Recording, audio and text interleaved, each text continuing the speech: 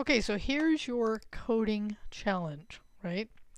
So the coding challenge that I want you to do, and it's probably not a surprise, right, is now I want you to do this same implementation, and we're going to call this, if you've never heard this term, it's called a refactor.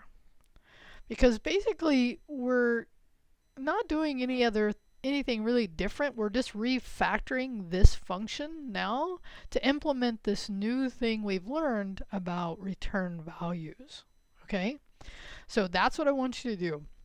And I've kind of given you right here, right, the idea of how to call a function passing a parameter. That's nothing new, but then how to use a return value, right, the return command to return the value to the what called it, where it's being called from, because it's being called in the block scope that is the start function. So what this is allowing us to do is get rid of these global variables. Okay, so I want you to attempt that. Now, here's the deal. If you don't get working code, right, tell me in comments what you tried.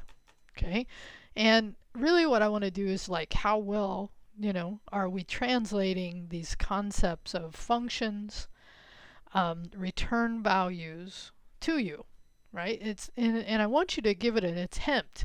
I want to see you try some code.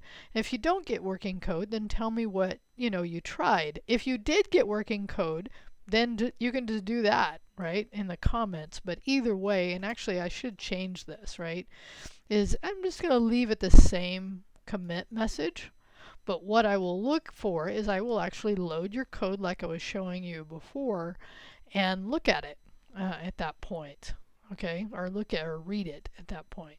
Okay, so again, attempt this. So now we have, right now, with the reason, if you remember right, we commented out this line was because this was still using the global variable, and we commented that out. As a matter of fact, at this point, I just want to get rid of it. Okay? All right, attempt that, do your commit, and then on the next video, we'll wrap it up and I'll show you how to do it.